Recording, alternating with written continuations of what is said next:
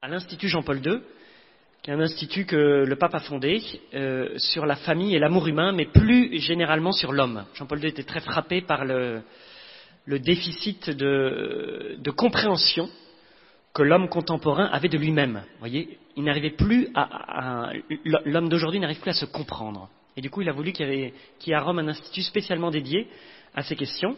Et c'est là-bas que j'ai découvert ou redécouvert ce trésor qui est ce que dit l'Église sur les vertus.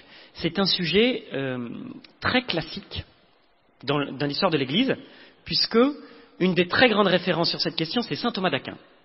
Saint Thomas d'Aquin, c'est le Moyen-Âge, voyez.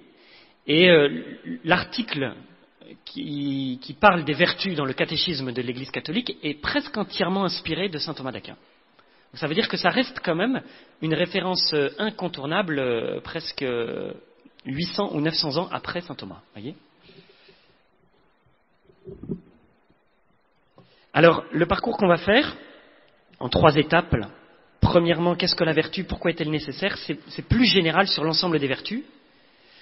Ensuite, demain, les vertus cardinales. 4 vertus centrales dans notre vie, bien vivre son affectivité. Je vais m'étendre un peu plus sur la question de l'affectivité parce que je pense que c'est une question très importante. Dans les 4 vertus cardinales, on verra qu'il y a 2 vertus qui sont spécialement dédiées à ça. Et puis les vertus théologales qui sont un peu différentes le dernier jour. Je ne sais pas si... les vertus théologales sont... J'ai beaucoup hésité, hein, sont un peu différentes et je ne sais pas si ça ne vaudrait pas le coup de faire 3 jours entiers, même sur les vertus humaines simplement. Enfin, on verra. Alors... je vais parler un petit peu. Et puis, je pense que... Est-ce qu'on vous a donné des papiers? Voilà, vous pouvez poser des questions. Normalement, il y a quelqu'un qui les ramassera. Y a-t-il quelqu'un? Voilà, bon bah parfait. Voilà, quand vous en avez, hein, au fil du temps, vous pouvez les noter. Et puis, du coup, on prendra le temps de répondre, et je prendrai le temps de répondre à vos questions et de discuter un peu plus. Alors... Pourquoi la vertu? Aujourd'hui, le mot vertu est un mot vraiment un peu dépassé. Hein. Quand on parle de... Enfin, je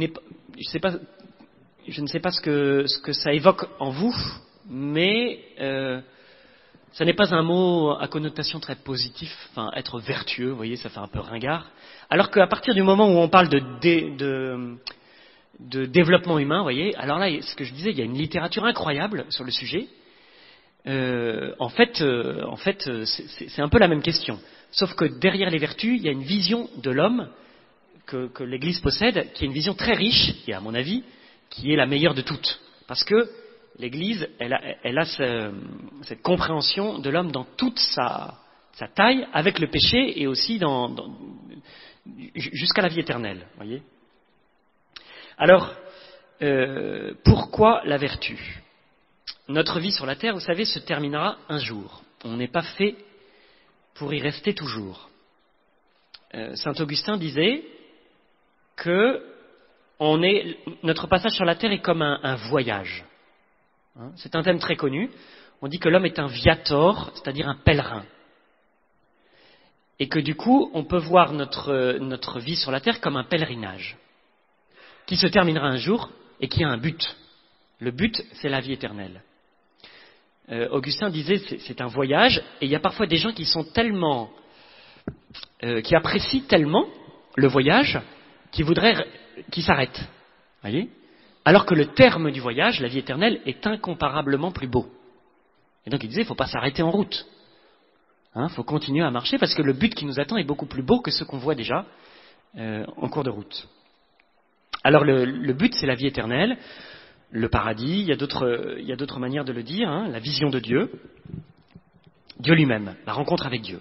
Dieu qui est la vérité, Dieu qui est le vrai bien, et Dieu qui est aussi le chemin. Jésus est le chemin qu'on emprunte pour aller vers lui. Alors qu'est-ce qui fait, c'est une question que je vous adresse, qu'on se rapproche de notre but ou qu'on s'en éloigne? Le temps qui passe fait qu'on se rapproche de notre mort. C'est inéluctable. Voyez. Mais on peut marcher vers notre but ou s'en éloigner dans notre vie. Alors, à quel moment se rapproche-t-on de notre but et à quel moment s'en éloigne-t-on? C'est assez simple. Hein, quand on est dans l'amour, exactement. Quand on n'est pas dans le péché. Est-ce qu'il y a d'autres réponses? quand on est vertueux. Il y en a qui... Quand on est dans la vérité et quand on est dans le vrai bien. Dès qu'on agit dans la vérité, dans le vrai bien, on se rapproche du terme. Au contraire, quand on choisit le mal, le péché, on s'en éloigne. Ce qui fait qu'on peut vieillir tout en s'éloignant du but. Vous voyez, marcher dans le mauvais sens. Il y a en nous une faculté centrale qui nous permet d'avancer, enfin qui nous aide dans ce chemin, c'est la conscience.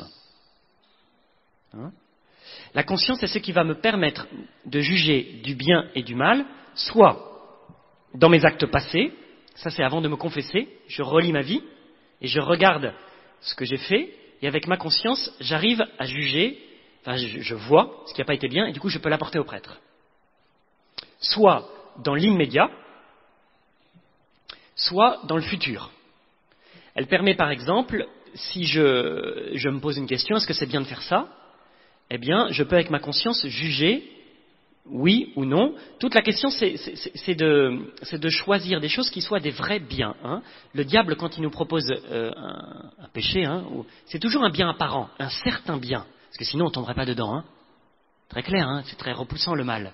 Donc, c'est quelque chose qui a une apparence de bien, mais qui ne tient pas ses promesses. C'est le fruit d'Ève et d'Adam. Dans la Genèse, quand Ève s'en approche, elle voit qu'il était beau et qu'il avait l'air bon. Et du coup, il est attirant. Mais en fait, quand elle le mange, il ne tient pas ses promesses. Donc, la question de notre vie, si on veut avancer vers Dieu, c'est de discerner le bien apparent et le vrai bien.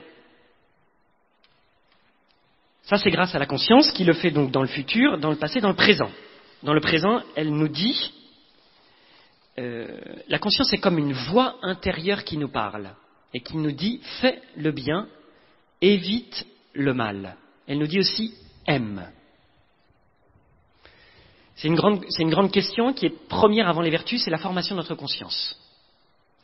Parce qu'en général, elle ne se trompe pas, mais elle a aussi à être convertie et elle peut se tromper. C'est-à-dire qu'elle peut nous dire fais ceci et en fait c'est pas bien. Ça c'est toute la question de bien former notre conscience pour que de plus en plus elle juge droitement et que quand elle dit fais ce bien, ça soit un vrai bien. Il y a des questions qui sont très simples. Par exemple, voler, on sait que ça ne nous apportera pas le bonheur, que c'est pas bien. Par contre, il y a des questions qui sont compliquées. On ne voit pas toujours pourquoi il y a le bien. Par exemple, pourquoi est-ce que l'Église elle dit que le mariage entre deux personnes de même sexe c'est pas un bien ? C'est pas évident pour tout le monde. C'est plus compliqué à voir, voyez ? Les gens qui ne sont pas chrétiens ont aussi une conscience. Sauf que nous, on bénéficie de la parole de Dieu qui nous donne le vrai bien et de toute la parole de l'Église qu'on appelle le magistère, qui nous dit aussi, qui nous aide à voir de plus en plus le vrai bien. Et du coup, on peut le voir plus clairement que les autres, très net. Et on peut le voir plus sûrement aussi. On peut être certain. Voyez ? Voilà. Je m'arrête un peu sur la conscience parce que c'est important. Alors du coup, dans notre chemin, en permanence, on se décide, on fait des choses toute notre journée. Tous ces petits actes qu'on pose sont des pas vers Dieu ou des pas qui nous en éloignent. Tous les actes qu'on pose, les actes libres, donc les actes qui sont moralement engagés, sont des choses qui nous rapprochent ou qui nous éloignent du terme. Il y a des grands choix qui pèsent beaucoup, mais il y a tous les petits choix au quotidien qui font qu'on s'approche de Dieu ou on s'en éloigne. On voit très clairement que l'homme est un peu oscillant.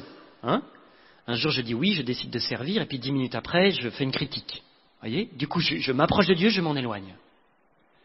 Notre travail, c'est de plus en plus nous engager dans le bien. C'est ça qui fait aussi notre bonheur. Tous les actes mauvais portent en nous un germe de tristesse et nous divisent intérieurement et nous donnent pas la joie. Tout ce qui est bon, même si ça a un coût, nous apporte le bonheur.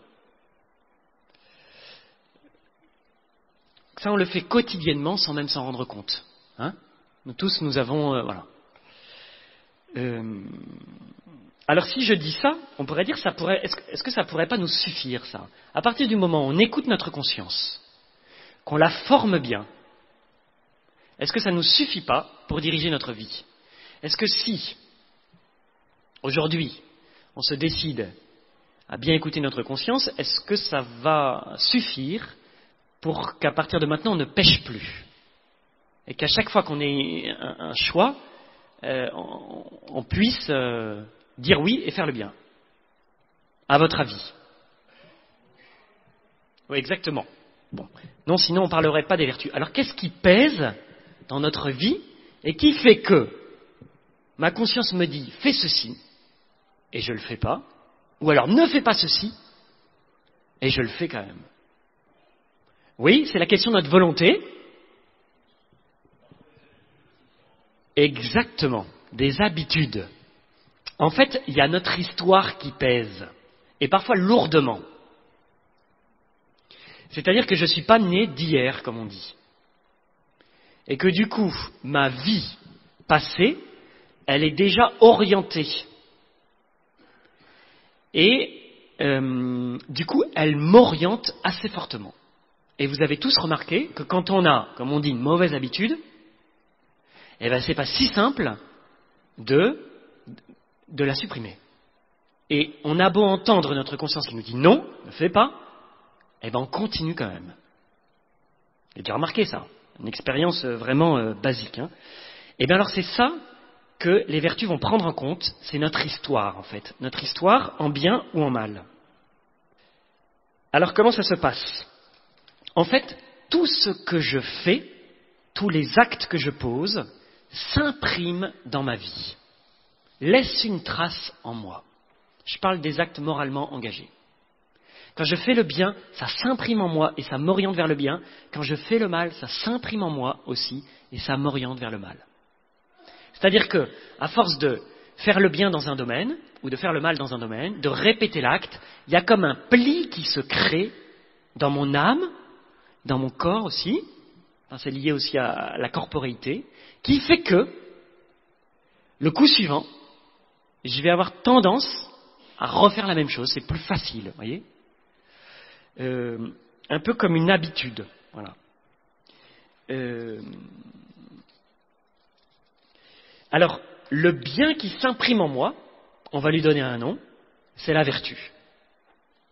Le mal qui s'imprime en moi, on va lui donner un nom, ça s'appelle le vice. Qu'est-ce que c'est le vice? C'est quand j'ai un péché qui est bien enraciné dans ma vie. C'est-à-dire que ça fait longtemps qu'il est là, et régulièrement, je m'y engage, je pose l'acte de ce péché. Résultat, quand je veux arrêter, je sais que c'est pas bien, eh bien, j'ai une extrême difficulté. Parce qu'il est comme enraciné, et du coup j'ai comme une pente qui s'est créée. Vous voyez, un enracinement. Alors, c'est ça vraiment, la vertu. Hein.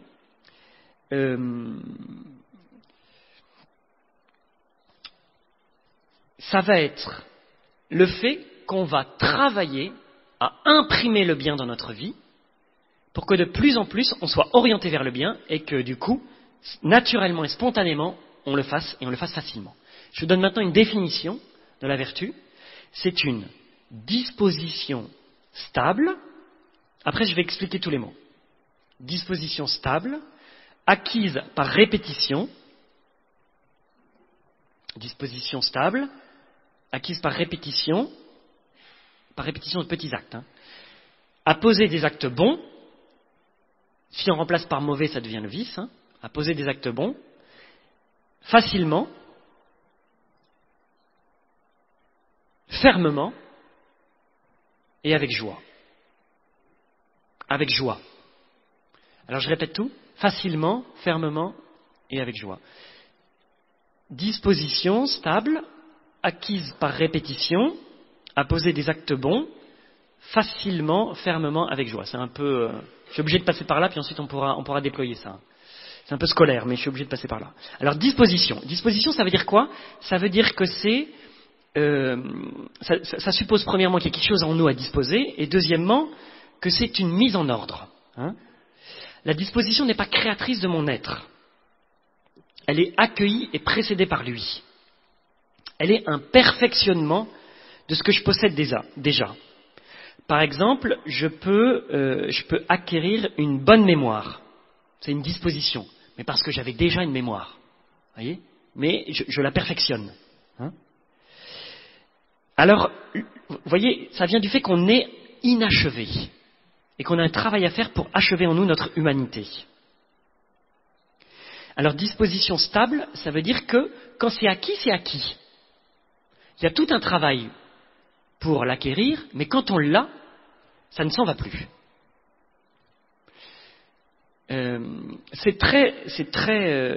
Voilà. Deuxièmement, acquise par répétition. Comment on va faire pour acquérir la vertu ?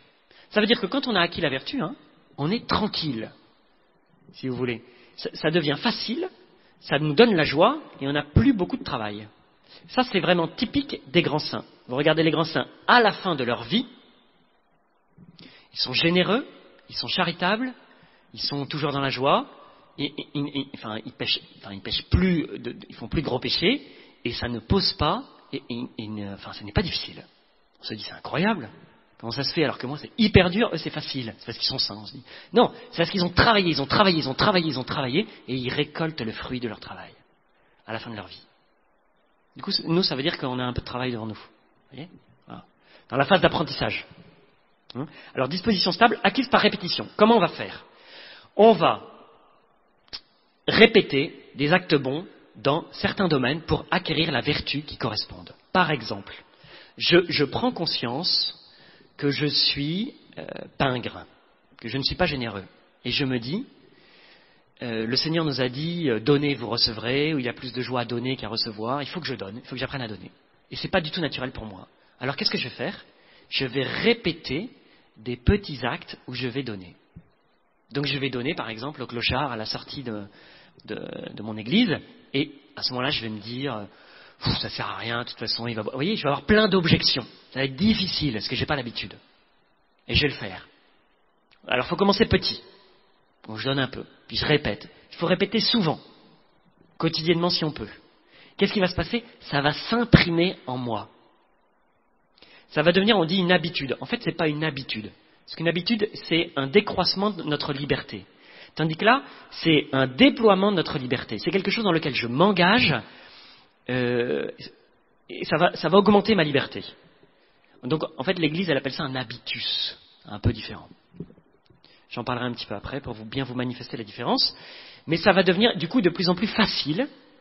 Et après, quand ça va être installé, je vais le faire sans effort. Je vais le faire de façon habituelle. Et ça va me donner la joie parce que je serai devenu généreux. Vous voyez comment la répétition d'actes de générosité, de petits actes de générosité, va transformer mon être profond. Ça va passer en fait de l'acte à mon être. Alors, du coup, disposition stable acquise par répétition, je vais répéter, à poser des actes bons. Voilà. Là, il faut choisir notre domaine, et puis c'est important. Et puis, le fait que ça soit le vertu, c'est parce que c'est bon. Bon moralement, bon moralement. Et puis, facilement, fermement et avec joie, ça c'est quand la vertu est installée. Au début, ça demande un effort colossal. Exactement, parce que ça ne nous est pas naturel. Exactement comme la fusée qui décolle, vous voyez, consomme énormément de carburant dans la première minute pour s'arracher de la réaction terrestre. Et puis ensuite, plus elle va s'éloigner de la Terre, plus elle va accélérer et moins elle va consommer de carburant. Bon, c'est pareil. Thérèse, elle dit, sur ce chemin, il n'y a que le premier acte, que le premier pas qui coûte. Se mettre en route, c'est parfois très difficile. Ensuite, c'est facile. Fermement, ça veut dire qu'ensuite, on n'hésite plus. Autant au départ, il y a un combat, des fois on réussit, des fois on ne réussit pas. Après, ça devient vraiment naturel et spontané. C'est ce que je disais sur les grands saints. On se dit, comment ça se fait qu'ils sont si bons spontanément ? En fait, ils ont travaillé leur nature pour la former, pour à nouveau lui redonner la forme qu'on a perdue, que Adam et Ève avaient avant la chute. Voilà. Et puis avec joie, c'est parce que le bien nous donne la joie. Ok. Vraiment, je pense que le chemin de la vertu, autant je ne vais pas vous dire que c'est facile, hein, mais je peux vous dire que c'est ce qui procure le plus de joie. Il y a des études très étonnantes qui ont été faites sur le bonheur, des études païennes, en dehors de la foi chrétienne. Et alors, ils arrivent à la conclusion, c'est des études anglo-saxonnes, qui disent en fait les personnes ont un certain niveau de bonheur, on appelle ça le mood, vous voyez, l'état intérieur. Il y a des gens qui sont spontanément plutôt heureux, d'autres qui sont plutôt pessimistes ou malheureux, vous voyez. Et ils ont fait des études montrant que les facteurs externes font très peu varier cet état. C'est-à-dire que si je gagne une grosse somme, je vais être provisoirement plus heureux. Ils disent quelques mois, 3 à 6 mois, et puis je vais retrouver mon état fondamental. Au contraire, si un malheur m'assaille, je vais être provisoirement atteint, voyez, malheureux, et puis au bout d'un certain temps, finalement, je vais retrouver mon état moyen de bonheur. Les facteurs externes font peu varier l'état intérieur de bonheur. Par contre, ce qui nous rend vraiment heureux, c'est quand on se met à avoir la maîtrise, à acquérir une nouvelle maîtrise sur notre vie et à diriger notre vie dans la direction où on voudrait, en particulier dans le bien. Alors ça procure une très grande joie. De sentir que, ouais, je peux devenir comme je voudrais. Enfin voilà, il y a des choses que je voudrais changer et j'y arrive. Ça prend du temps, d'accord, mais ça c'est vraiment un des... Voilà. Alors, ça prend un peu de temps. Un peu de temps. Saint Thomas d'Aquin dit « Une hirondelle ne fait pas le printemps, un acte de vertu ne fait pas la vertu ». Il a une image encore plus...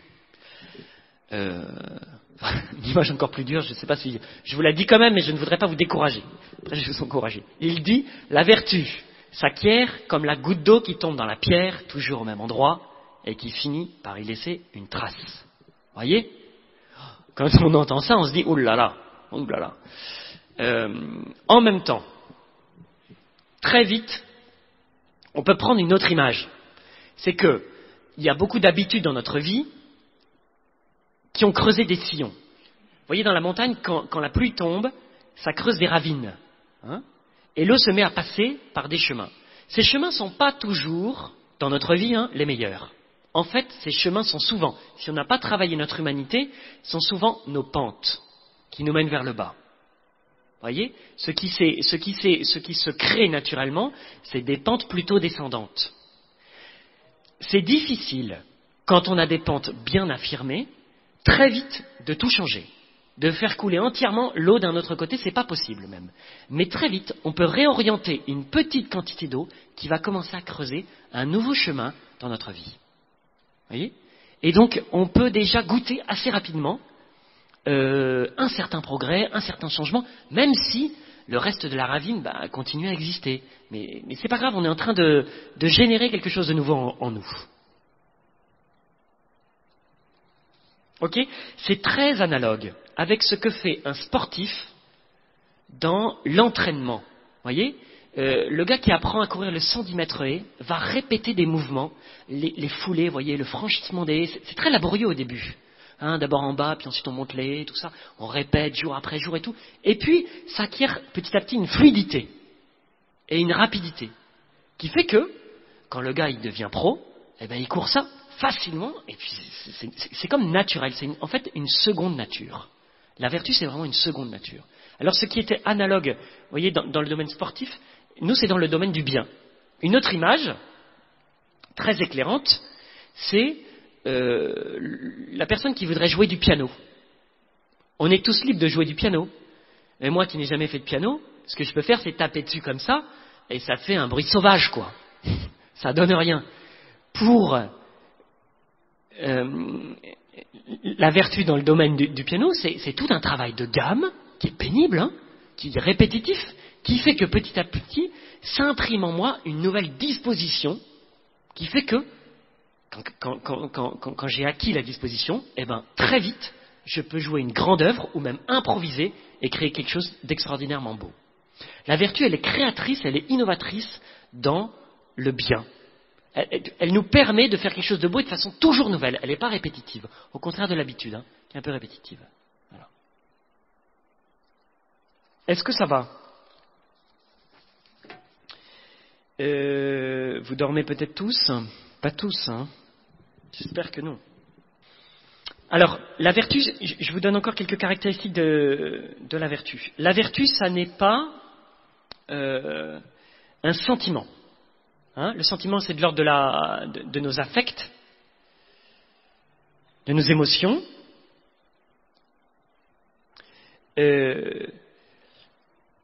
On voudrait faire le bien avec spontanéité.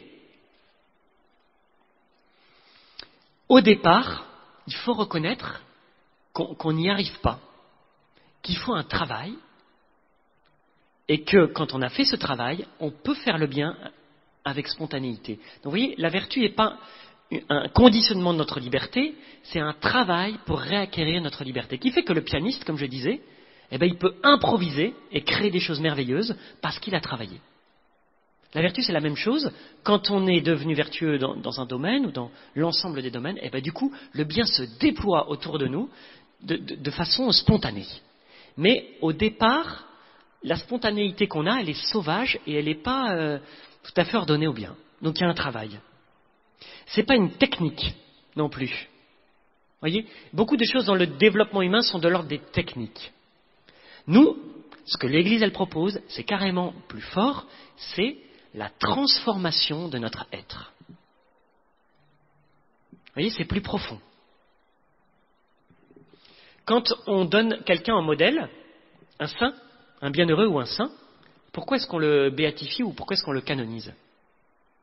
C'est pas pour ses miracles, hein. C'est pas pour les belles paroles qu'il a données. C'est pourquoi?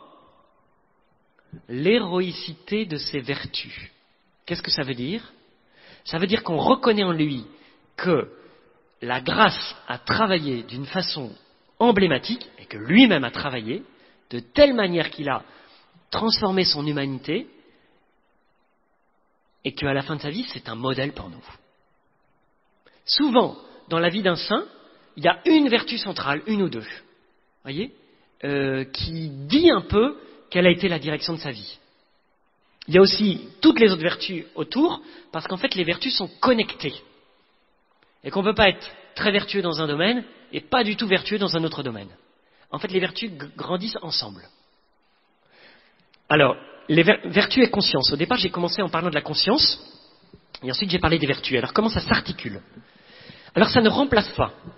La conscience, si vous voulez, elle est dans l'instant, ou dans le futur ou dans le passé, elle me permet de juger. Et de dire, fais ceci, fais cela, ne fais pas ceci, ne fais pas cela. Voilà. Mais, elle ne va pas me donner une force intérieure. La vertu, c'est mon être que j'ai travaillé, c'est comme une musculation de mon être, vous voyez, qui fait que, dans le bien, qui fait que, quand ma conscience me dit, va servir au self, je me lève, je me dis, allez, allons-y. Vous voyez, donc ma conscience va me le dire, et la vertu va faire que j'y vais et je me mets en route. Facilement, avec joie. Extraordinaire, non? Au contraire, quand j'apprends le service, je me dis, allez,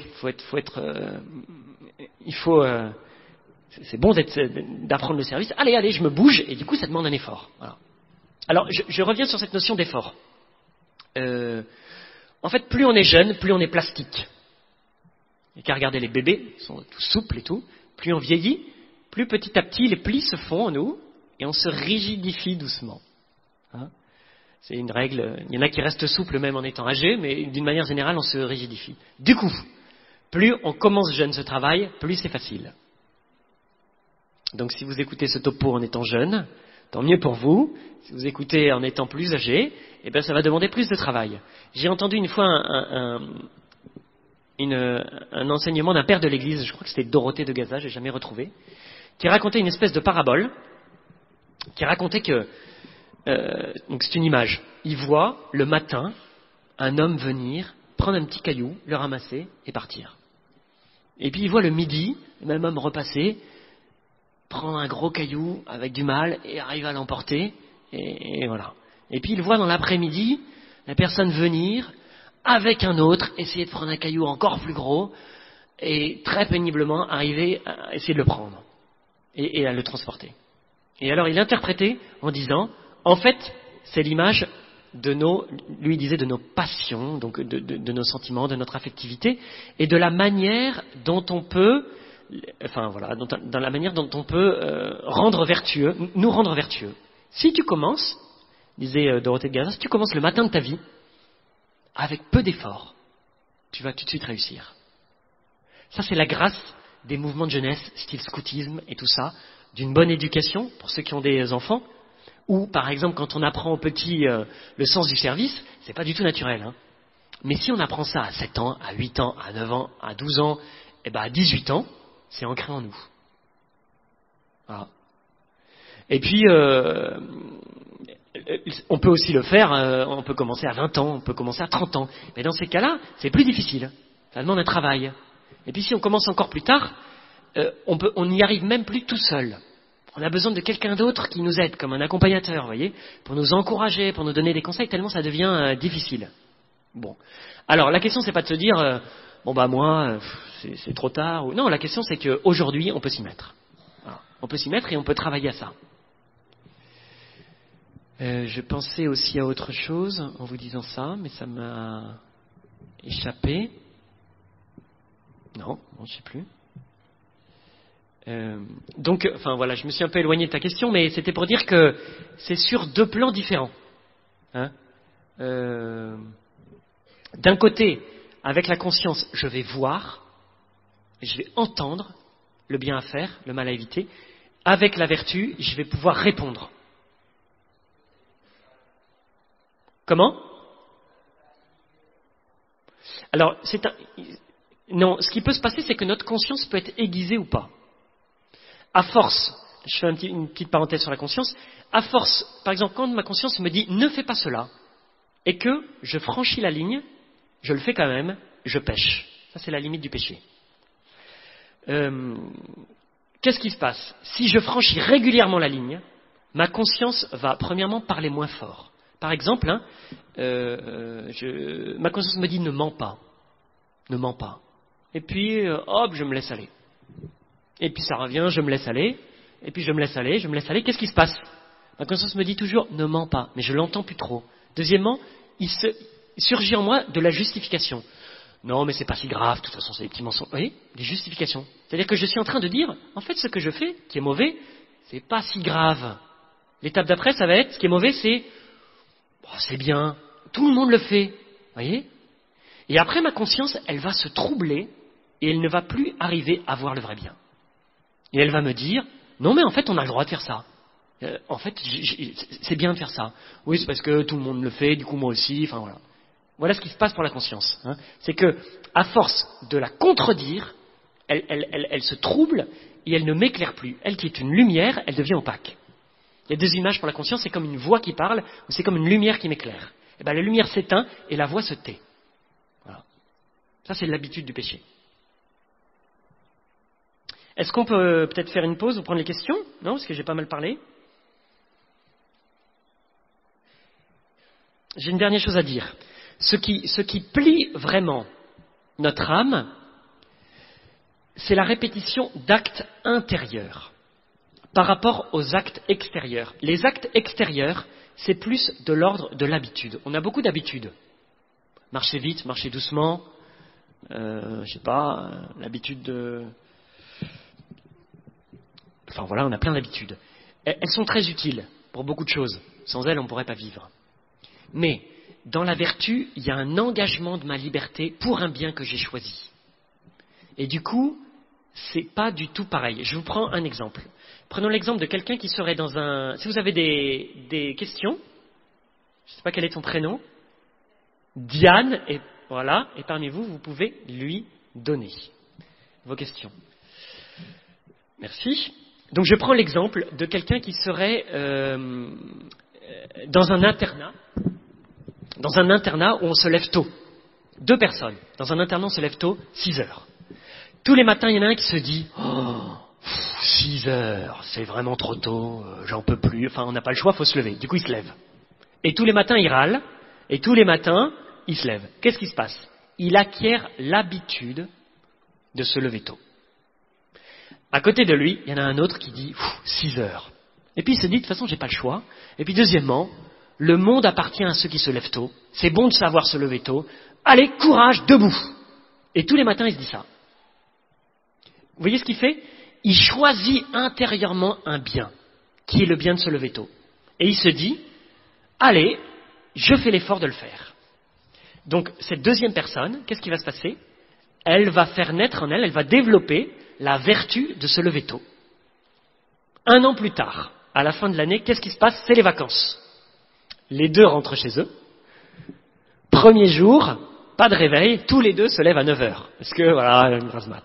Et puis, le surlendemain, le premier qui a l'habitude de se lever tôt, il se lève à 8 heures, parce qu'il a l'habitude. Et puis, le jour d'après, à 8h30, et puis au bout de 5 jours, il a perdu l'habitude.